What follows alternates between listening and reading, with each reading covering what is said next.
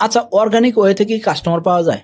আপনি একটা ব্যবসা শুরু করছেন, সেই বিজনেসে প্রথম কাস্টমার আপনি অ্যাকোয়ার করবেন, সেক্ষেত্রে কিভাবে অর্গানিকলি আপনি একটা কাস্টমার খুঁজে পাবেন? অর্থাৎ একটা কাস্টমার অর্গানিকলি আপনাকে খুঁজে পেলো এবং কি সে আপনার থেকে একটা প্রোডাক্ট অথবা একটা সার্ভিস কিনতে যাচ্ছে এবং কি সেই প্রোডাক্ট কেনার জন্য বা সার্ভিস কেনার জন্য সে পে করতে রাজি আছে। অর্থাৎ আপনি একজন কাস্টমারকে পাইলেন যার পিছনে আপনার 2 পয়সা খরচ করতে হলো না, অর্থাৎ কোনো পেইড প্রমোশন করলেন না, আপনি অর্গানিকলি পাইলেন।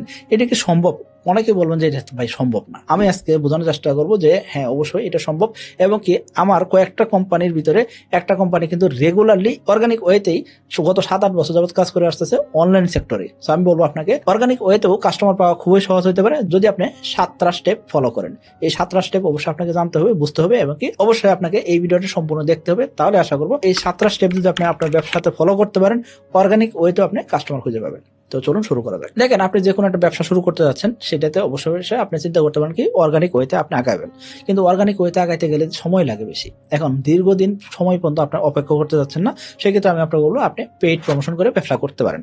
কোনো সমস্যা নাই। আপনি ডলার স্পেন্ড করবেন, ডলার স্পেন্ড করে ব্যবসা করবেন, করেন, সমস্যা কি?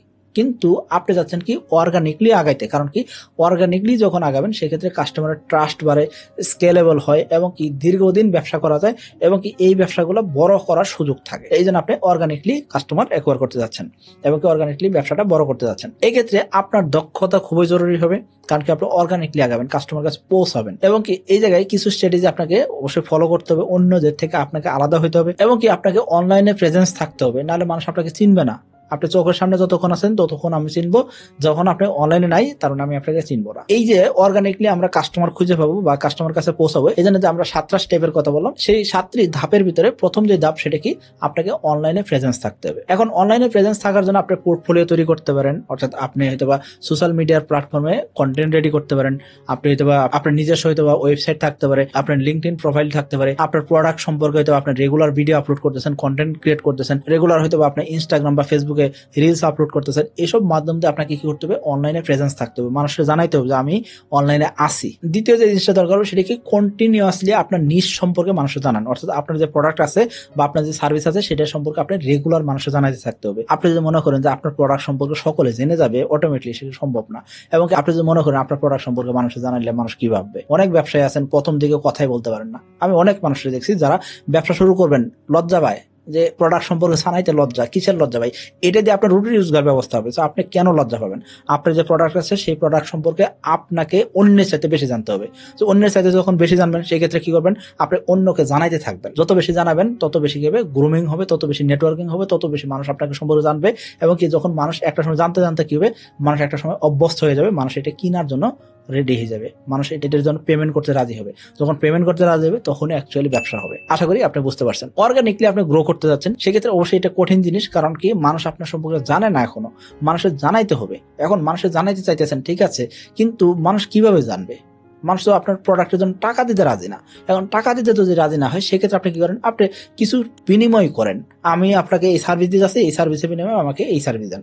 ধরেন আমি গ্রাফিক্স ডিজাইনার পারি না, ধরেন আমি একজন গ্রাফিক্স ডিজাইনার না, আমি গ্রাফিক্স ডিজাইন পারি না, কিন্তু আপনার কোম্পানিতে একটা মেন্টরশিপ দরকার, অথবা আপনার কোম্পানিতে আপনি খুব বেশি গ্রো করতে পারতেছেন না, সেক্ষেত্রে আপনার কোম্পানিতে একজন গ্রাফিক্স ডিজাইনার আছে, ওনাকে আপনি বললেন কি আগামী 1 বছর সাকিব ভাইয়ের যত কন্টেন্ট আছে সকল কন্টেন্টের আপনি কি করবেন, থাম্বনেল বানাই দিবেন। এই ক্ষেত্রে তাহলে আপনি আমাকে একটা বিনিময় দিলেন, আর আমি আপনাকে কি করবো, আপনার কোম্পানি কোথায় সমস্যা আছে সেই সমস্যার সমাধান খুঁজে আমি আপনাকে সমাধান করে দিলাম। তার মানে একটা বিনিময় হইলো। অর্থাৎ আপনি কাস্টমার খুঁজে পাইতেছেন না, বা আপনি নিজেই হয়তো আপনি গ্রাফিক্স ডিজাইনের কাজ পারেন, আপনি এই কাজটা আমাকে দিতেছেন, আমি বিনিময়ে আপনাকে কিছু টিপস দিলাম। তো এই যে জিনিসটা আপনি শিখলেন, বিনিময় যখন হলো সেক্ষেত্রে কি হবে, আপনার নেটওয়ার্ক তৈরি হবে। তো এইভাবে আস্তে আস্তে শুরু হয়।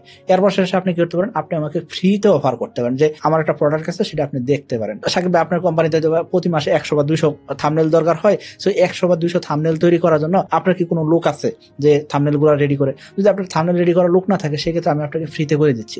এখন 1 মাস আপনি ফ্রিতে কেন করে দিবেন? কারণ আপনি আপনার কাজটা দেখাতে যাচ্ছেন। তো এইরকম ভাবে কাস্টমার তৈরি হয়। আপনি একটা কাজ জানেন বা আপনার একটা প্রোডাক্ট আছে সেই সম্পর্কে আপনি মানুষের জানান আগে, ফ্রিতে দেন। প্রথম 1 মাস 2 মাস ফ্রিতে দেন, তারপর একটা সময় যে আপনি চার্জ করেন। আপনি সরাসরি প্রথমে এসে আমার কাছে চার্জ করবেন এমন না, আমি হয়তো আপনাকে 2-5 জন কাস্টমার দিতে পারি। এইভাবে কিন্তু আস্তে আস্তে ট্রাস্ট তৈরি হয়। এর পাশাপাশি আপনি কি করতে পারেন, এই যে আমাদের চ্যানেলের জন্য থাম্বনেল ডিজাইন করলেন, এই থাম্বনেল ডিজাইনের পোর্টফোলিও আপনি কি করলেন, আরো 10 জনকে দেখালেন। তখন কি হবে, তখন মানুষের ভিতরে একটা আস্থা তৈরি হবে, বিশ্বাস তৈরি হবে, তখন আপনার থেকে কেউ একজন হয়তো বা সার্ভিস কেনার জন্য পেমেন্ট করার জন্য রাজি হবে। তো এইভাবে কিন্তু আস্তে আস্তে আপনাকে আগাইতে হবে। 4 নাম্বার স্টেপ আপনাকে খুব ভালো করে ফলো করতে হবে, সেটা কি আপনাকে অনলাইনে এবং কি অফলাইনে দুই জায়গায় আপনাকে উপস্থিত থাকতে হবে। যদি আপনি শুধুমাত্র অনলাইনে বলতেছেন কিন্তু অফলাইনে বলতেছেন না, অফলাইনে কাউকে জানাইতেছেন না, সেক্ষেত্রে কাস্টমার পাওয়া খুব কঠিন হবে।